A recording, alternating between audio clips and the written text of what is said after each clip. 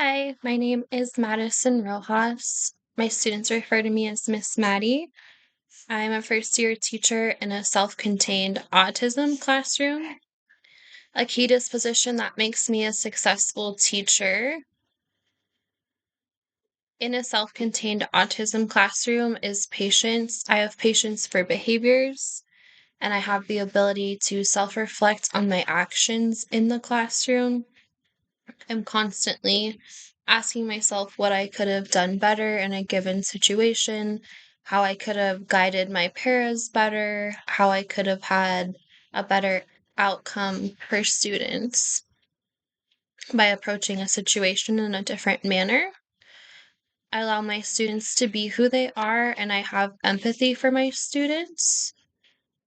I understand they have disabilities, but I also don't allow them to use that as an excuse to not work hard, and I push them to their full potential, often surpassing what people think that they are capable of. I'm also committed to advocating for my students and for their growth. Currently, I am helping several of my students and their parents to receive outside services such as ABA therapy. I'm actually having parents sign medical releases so that I am able to be the go between for the ABA companies and the parents so that especially Spanish speaking parents are able to get the services that their students need that they are unaware of. I maintain a mindset of growth, and I know that I do not know everything and that I can always learn.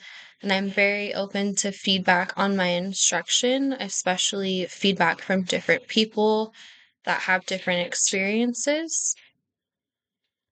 And one disposition that I've been working very hard on this year is maintaining an appropriate work life balance.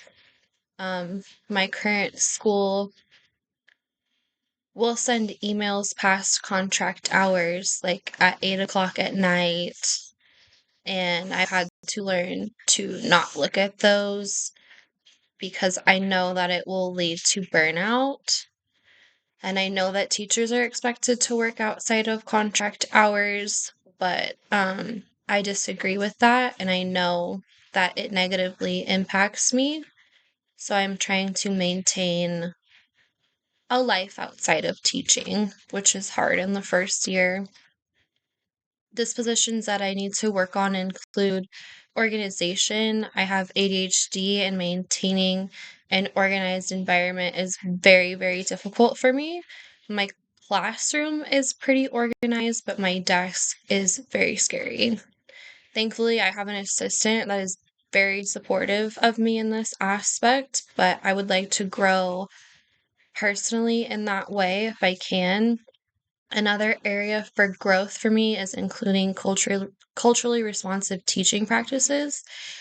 I have several students whose families speak English or Spanish at home, and everyone in my classroom speaks English.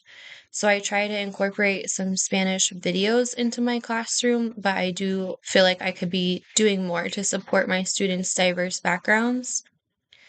A professional educator should behave by upholding ethics and demonstrating integrity. They should model the behavior they expect from their students.